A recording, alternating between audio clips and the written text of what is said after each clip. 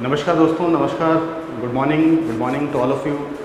आज की क्लास में अपन एक बहुत इंटरेस्टिंग टॉपिक लेके आए हैं जिसका नाम है सेल एंड बैटरी। ठीक है, सेल और बैटरी से संबंधित अपन आज बात करेंगे। इस टॉपिक से इंटरेस्टिंग आपको पता है कि क्वेश्चन खूब आते हैं। किसी भी पेपर को आप दे लीजिए, किसी भी कंपटीशन स्टेट का हो या फिर आपका इंडिया लेवल का कोई भी कंपटीशन में आप जाएंगे तो सेल बैटरी के प्रश्न आपको हमेशा मिलेंगे। ठीक है, अक्सर मैंने देखा है आप लोग परेशान होते हैं कैलकुलेशन से, थोड़ी सी गणना आपको मुश्किल लगती है कि भाई कौन सा ईएमएफ है, कौन सा टर्मिनल वोल्टेज है। तो उस चीज़ पर अपन आज की क्लास में फोकस करने वाले हैं। स्ट्रिक्टली मैं कह सकता हूँ सेल अपन खूब पढ़ते हैं, बैटरीज पढ़ते हैं, कॉम्बिनेशन पढ़ते हैं, समूह की बात करते हैं। इन सब को छोड़िए, आज अपन सबसे मूल बात करेंगे कि एक सेल पर सबसे बेसिक क्वेश्चन अगर पूछा जाए वो हम कैसे अटेम्प्ट कर पाएँ।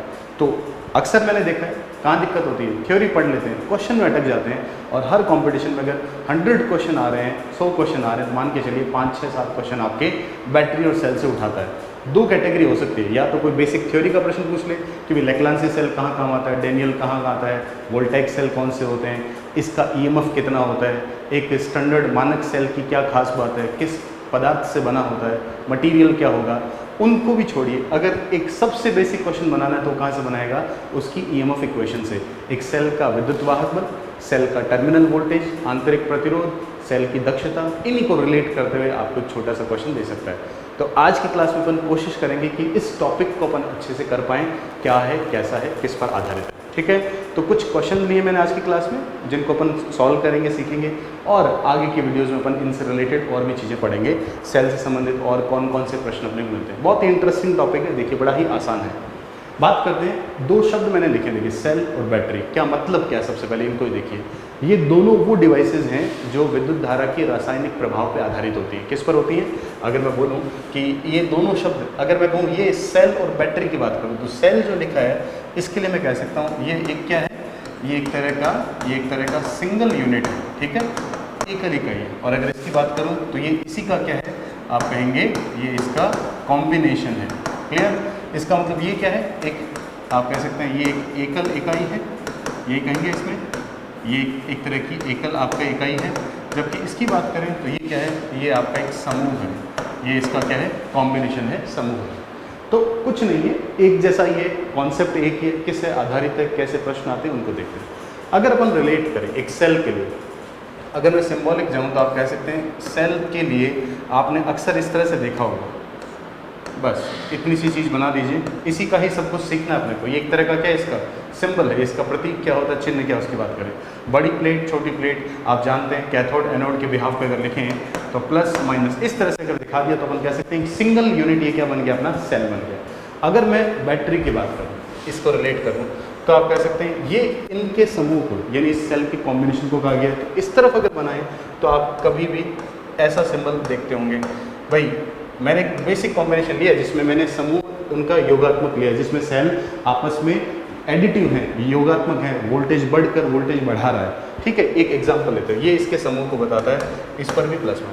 अब आपने एक चीज़ और देखी होगी, क्या, इसके ऊपर कुछ वोल्टेज लिखा होता है, मान लीजिए 10 वोल्ट, 5 वोल्ट, 2 वोल्ट, कुछ भी है।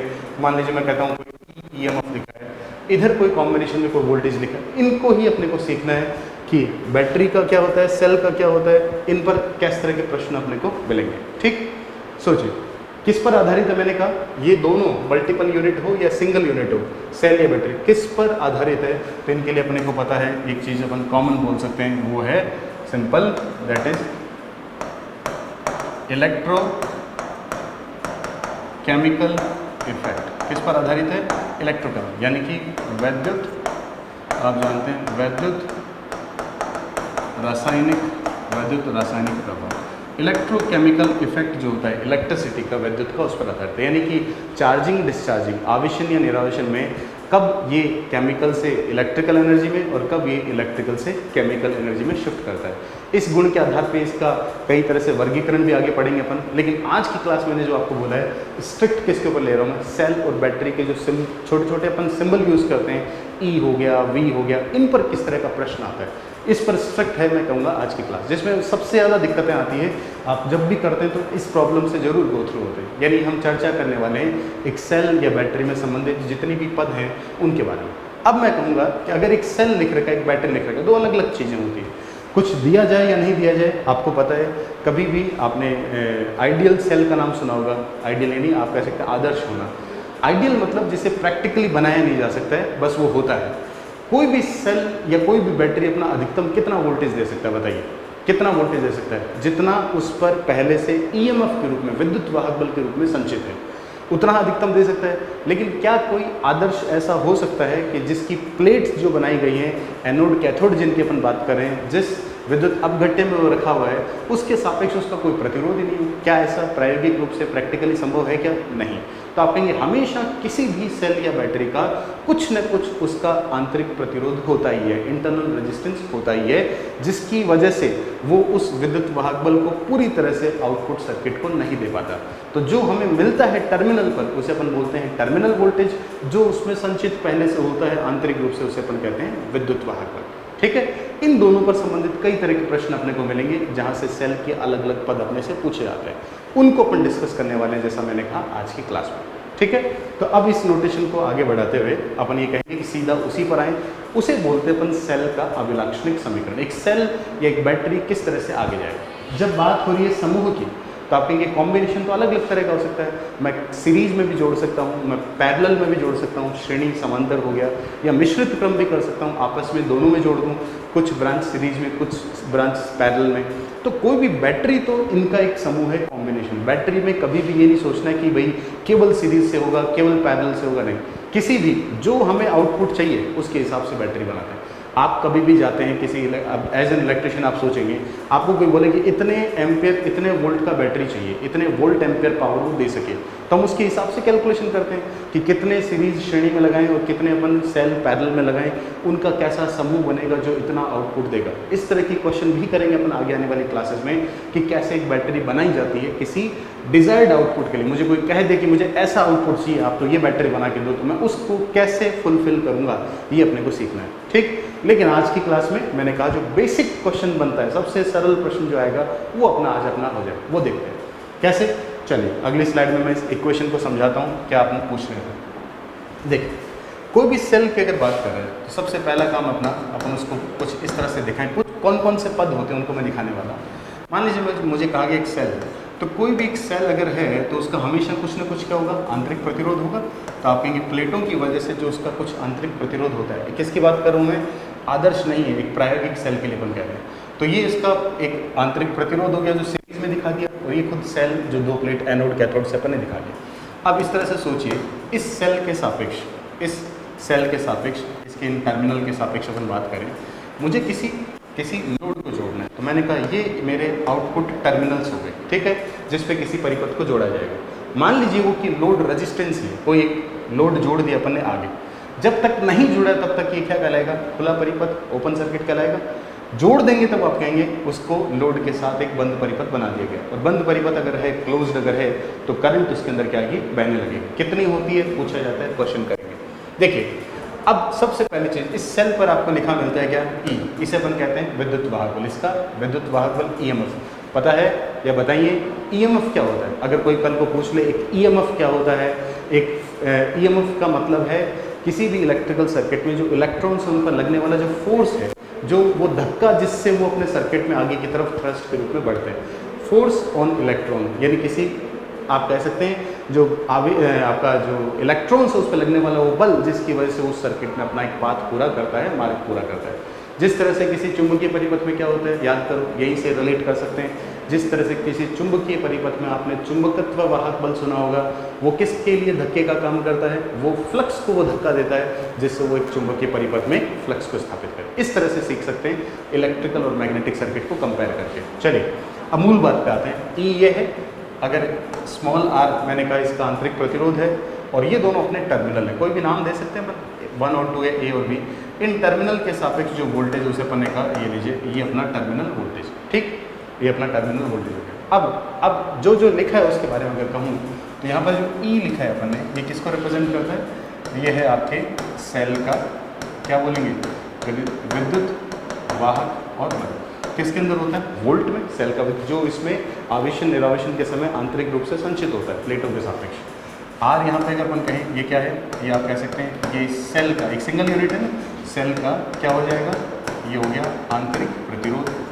सेल का आंतरिक प्रतिरोध कितना है ये अपन ने दिखा दिया। V जो है इसे अपन बोलते हैं ये है सेल के सापेक्ष, इसे अपन कहेंगे सेल के सापेक्ष आपका टर्मिनल वोल्टेज। क्या होगा? टर्मिनल आपका वोल्ट का हो गया, टर्मिनल वोल्टेज। अब इन्हें कई नामों से जाना जाता है, वही सीखना है।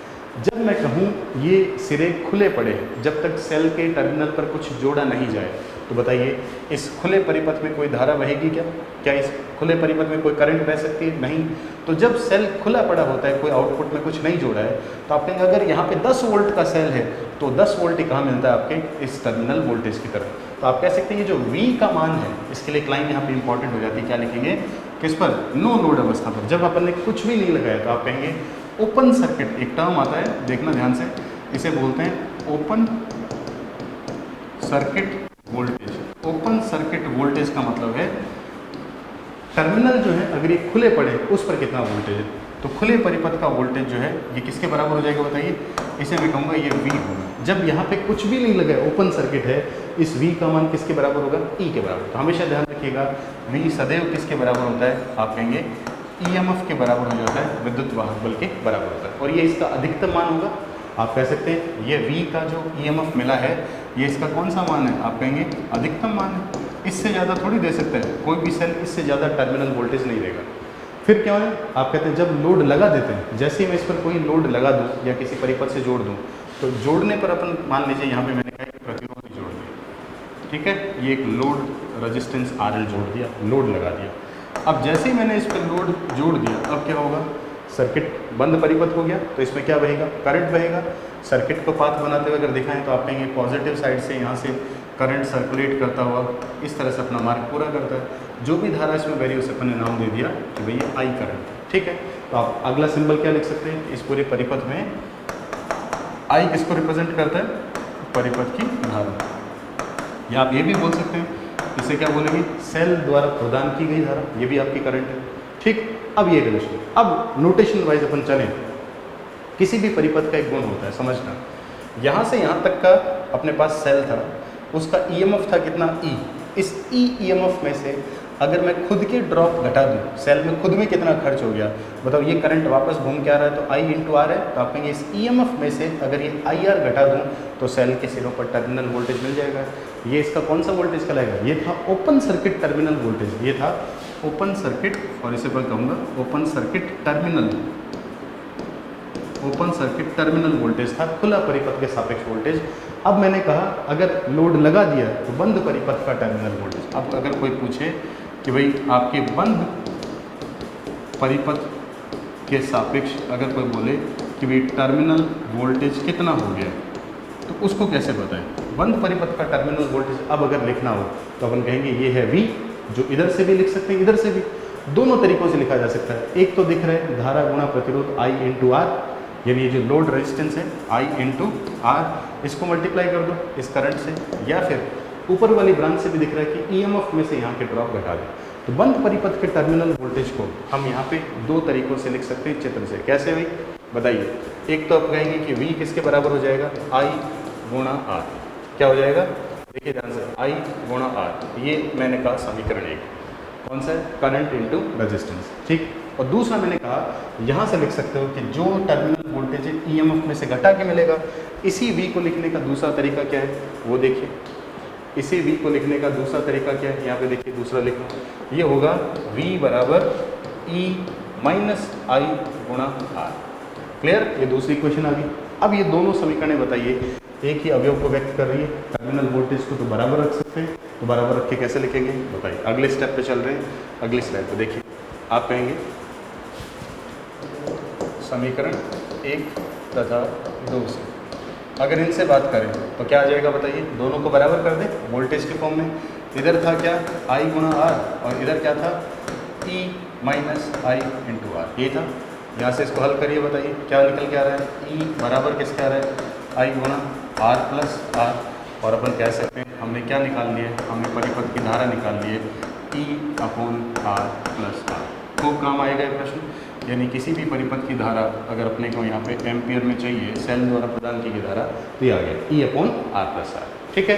ये एक बेसिक सा अपने पास क्वेश्चन बन गया। अगर कभी आता है दे रखा हो सीधे निकाल सकते हैं। एक तो ये विषय। अब इसी तरह से मैं टर्मिनल वोल्टेज की बात करूँ तो वो भी तो लिख सकता हूँ। आप क्या लिखेंगे, अब आप कह सकते हैं कि टर्मिनल वोल्टेज क्या था, V बराबर आई आर।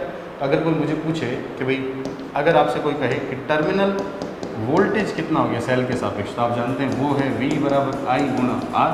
अगर वैल्यू पूछे तो आप यहाँ से लिख सकते हैं, आई तो ये रहा, आर से गुणा कर दो, तो ये बन जाएगा ई तो है ही बाहर, ऊपर आ जाएगा आर बटा आर प्लस आर। कल को ये पूछ ले तो ये भी एक रिलेशन होता है अपने पास, आई आर बटा आर प्लस आर। ठीक है, ये भी इसी को रिलेट कर रहा है। तो पहला इक्वेशन तो अपने पास ये आ गया जो बड़ा इंपॉर्टेंट है, जिस पे क्वेश्चन पूछे जा सकते हैं। ठीक है, अब बताइए और किस तरीके से लिखेंगे। एक यहाँ से क्वेश्चन बन सकता है, टर्मिनल वोल्टेज पूछते तो यहाँ से निकाल सकते हैं। सर्किट में अगर ई और वी को रिलेट करें तो अपने पास एक तीसरा रिलेशन और बनता है, वो है, कई बार इस पे प्रश्न होते हैं, सेल की दक्षता। देख लो इसको, सेल की दक्षता ये क्या होता है। दक्षता मतलब एक सेल, किसी भी मशीन की दक्षता क्या होता है, आउटपुट बटा इनपुट कह सकते हैं, जो मिला जो अपने इनपुट के तौर पे दिया। एक सेल का आउटपुट क्या है, सेल द्वारा प्रदान टर्मिनल वोल्टेज, और उसका इनपुट क्या था, उसका विद्युत वाहक बल। तो अपन क्या कह सकते हैं, अगर मुझे बोला जाए सेल की दक्षता निकालनी है तो मैं लिखूंगा, सिंबल कैसा होता है, इसका चिन्ह होता है दक्षता का, ये होगा सेल का आउटपुट वोल्टेज। क्या लिखा जाएगा, इसका आउटपुट और वोल्टेज। सेल का आउटपुट वोल्टेज कौन है, टर्मिनल वोल्ट था, तो आप कहेंगे नीटा आ जाएगा सेल का टर्मिनल वोल्टेज, और इसे भाग किससे लगा दूं, सेल का ईएमएफ जो उसमें पहले से संचित है, सेल का आप कहेंगे विद्युत वाहक बल। क्लियर। अब यहाँ से दक्षता निकाल, बताइए टर्मिनल वोल्टेज किसे कहते हैं अपन, आगे पुट कर दो, नीटा किसके बराबर होगा, ये हो गया V और ये हो गया E। तो कल को अगर कोई छोटा मोटा प्रश्न है तो अपना पहला आंसर तो ये हो सकता है, अगर प्रतिशत में निकालनी हो तो किससे गुणा कर दीजिए, 100 से। ये नहीं, एक काम तो अपने पास हो गया है। कल को बोलता है सेल की दक्षता होगी तो आप कहेंगे V बटा E गुणा 100। साधारण सा प्रश्न बताइए, आपको बोलेगा इतना टर्मिनल वोल्टेज है, इतना ईएमएफ, तो बताइए क्या आंसर होगा। ठीक है, यहाँ से कर सकते हैं। एक दूसरा फॉर्मूला भी बना सकते हो, क्या भी बताओ, ये E किसके बराबर है, I गुणा आर प्लस आर, और ये V किसके बराबर है, I गुणा आर। तो बताइए क्या यहाँ से भी जवाब दे सकते हैं। एक दूसरा फॉर्मूला और है, V और E का मान रख दें तो क्या बन जाएगा, बोलिए, आपको पता है V बराबर है I इंटू आर, और दूसरी चीज़ E बराबर है I into R plus R, यही है ना। इन दोनों को इसमें पुट करिए, क्या आएगा, अगर इन दोनों को अपन यहाँ पुट करें तो आएगा प्रतिशत दक्षता किसके बराबर होगी। देखिए अगर दोनों को पुट करते हैं तो यहाँ से आपके पास R plus R upon R हो जाएगा।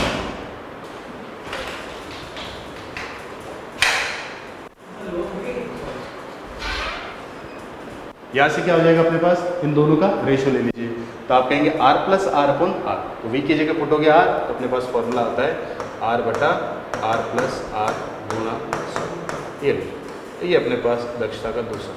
ठीक है, तो इस तरह से अपन कह सकते हैं, ये बेसिक कैरेक्टरिस्टिक जो होते हैं किसी सेल के लिए वो है। आप यहाँ से आसानी से इसकी एफिशिएंसी निकाल सकते हैं, दक्षता निकाल सकते हैं। अब आगे देखिए, अब मैंने कहा था कि इस पर किस तरह के प्रश्न पूछे गए उनको कर लें ताकि ये टॉपिक अच्छे से क्लियर हो जाए। देखिए आगे नेक्स्ट देखते हैं, एक क्वेश्चन है सामने, आपको पढ़िएगा ध्यान से इसको। एक सेल का ओपन सर्किट वोल्टेज, खुला परिपथ वोल्टेज 2.2 वोल्ट और आंतरिक प्रतिरोध 0.2। यदि सेल को इस इतने ओम के प्रतिरोध से जोड़ा जाता है तो उसमें धारा और उसके सापेक्ष टर्मिनल वोल्टेज ज्ञात करें। क्वेश्चन देखिए, इस तरह के क्वेश्चन खूब आते हैं, आप प्रैक्टिस करेंगे तो अच्छे से हो जाएगा। देखिए मेरे साथ करने की कोशिश करिए, क्या कहेंगे, कैसे अटेम्प्ट करें। क्या दिया है, सबसे पहले ओपन सर्किट वोल्टेज, पहचानो ओपन सर्किट वोल्टेज कौन सा था, याद करिए। ओपन सर्किट का टर्मिनल वोल्टेज क्या बताया था, जो किसी सेल पर नो लोड अवस्था पे होता है उसे अपन कहते हैं ईएमएफ के बराबर, ये था। तो सबसे पहला काम अपन कहेंगे कि इसका ओपन सर्किट, आप कहेंगे ओपन सर्किट यानी खुला परिपथ जो वोल्टेज है, ओपन सर्किट जो वोल्टेज है यानी किसका मान दे रखा बताइए, ई का मान। तो आप कहेंगे ई पता है कितना है, 2.2 वोल्ट, ये लीजिए। दूसरा क्या दिया है, इसे इस आंतरिक प्रतिरोध से जोड़ा जाता है। तो अगर आंतरिक प्रतिरोध यानी आप कह सकते हैं, दूसरी चीज़ आपको दे रखी है कि भाई इंटरनल रेजिस्टेंस कितना है, यानी स्मॉल आर की वैल्यू वो कितनी बता दी, 0.2 ओम। ठीक है, और तीसरा दिया है सेल को इतने ओम के प्रतिरोध से, यानी आपको लोड भी दे दिया, आर कितना है 1.8 ओम। बताइए अब कैसे करें, आपको बोला है करंट कितनी होगी और सापेक्ष वोल्टेज कितना हो। ये चीज़ इंपॉर्टेंट है, अक्सर यहाँ पे लोग V लिख देते हैं, टर्मिनल वोल्टेज पढ़ के खुला परिपथ देख के, V नहीं है 2.2 वोल्ट ईएमएफ की बात कर रहे हैं।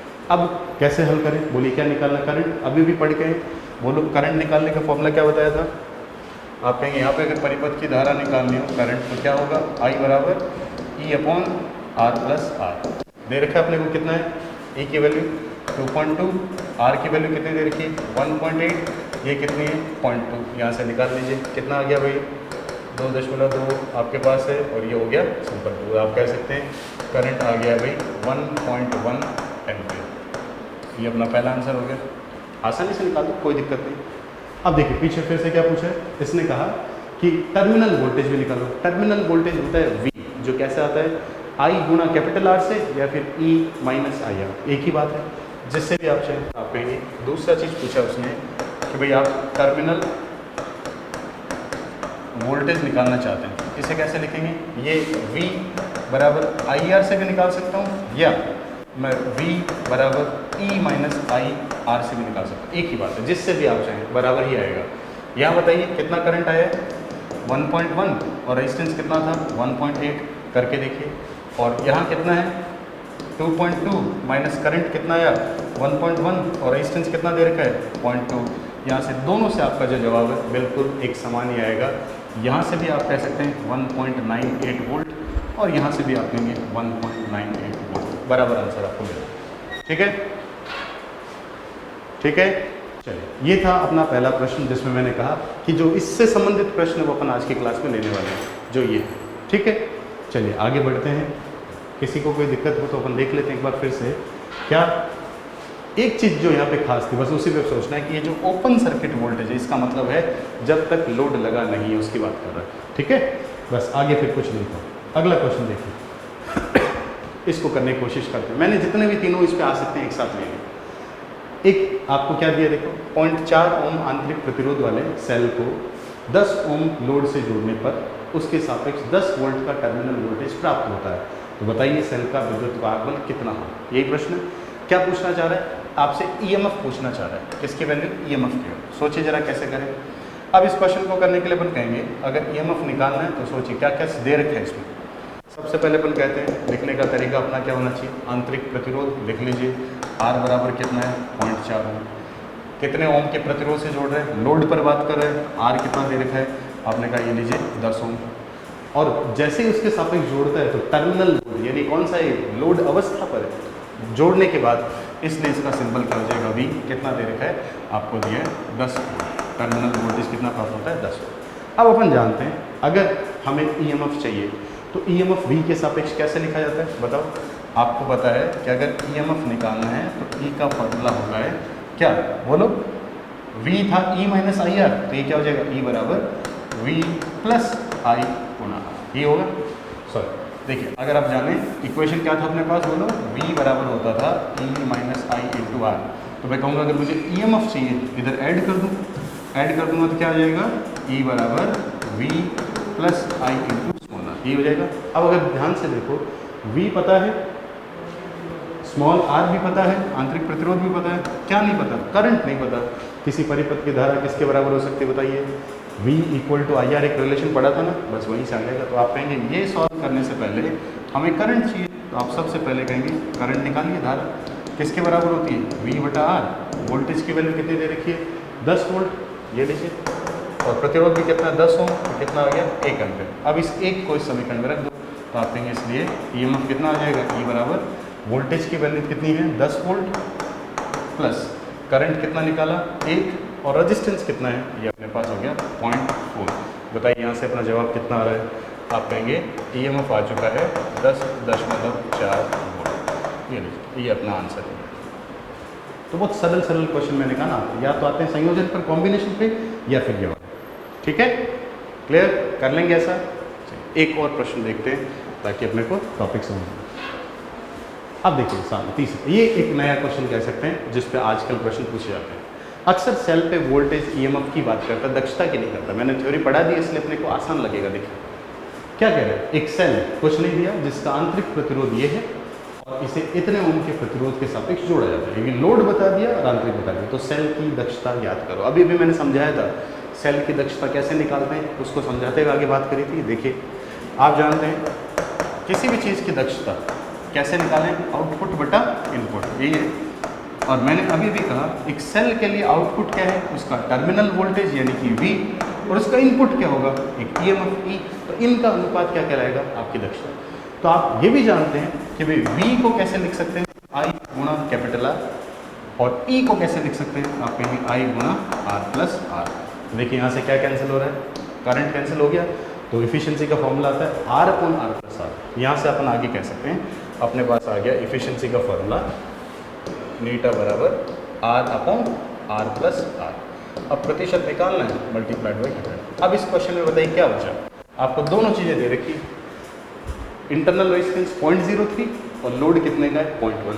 तो आप कह सकते हैं इस क्वेश्चन में दिया गया आंसर था अपने पास, लोड कितना है 0.1, ये लिख दीजिए 0.1, और ये कितना है 0.1 प्लस 0.03 मल्टीप्लाइड बाई 100। परसेंटेज में निकालना है, कितना आ जाएगा, ऊपर अपने पास हो गया दैट इज 10, और ये कितना बन जाएगा ये कितना बन जाएगा 0.13। इसे सॉल्व कर लीजिए, ये आपका निकल के आता है लगभग, यहाँ पे जवाब कितना हो जाएगा 77% के आसपास मिलेगा। क्या आंसर आ रहा है देखिए, इसका डिवाइड कर लीजिए, ये एग्जैक्टली तो आता है 76 ये आता है 76.92, ठीक है, जिसे अपन कह सकते हैं अप्रोक्सीमेट 77%। ये अपना 77% दक्षता पर 77% पर आपका सेल क्या कर रहा है, काम कर रहा है, और आंसर क्या हो जाएगा B। तो एक सेल पर आधारित अगर हम कहें तो इसी तरह के क्वेश्चन ज़्यादातर मिलते हैं। चलिए आगे आने वाली क्लासेस में आज अपन ने क्या डिस्कस किया, EMF, टर्मिनल वोल्टेज, आंतरिक प्रतिरोध, परिपथ की धारा, इनमें क्या रिलेशन होता है और किस तरह के क्वेश्चन पूछे जाते हैं। अब हम शामिल करेंगे इससे आगे अगले वीडियोस में, जिसमें अपन लेंगे सेलों का संयोजन, बैटरी पर कैसे क्वेश्चन आते हैं। जैसा मैंने कहा कि हमें एक बैटरी बनानी है तो कितने कितने सेल किस किस संयोजन में जोड़ने पड़ेंगे, उसके बारे में बात करेंगे। चलिए तब तक के लिए thank you so much, thanks for watching.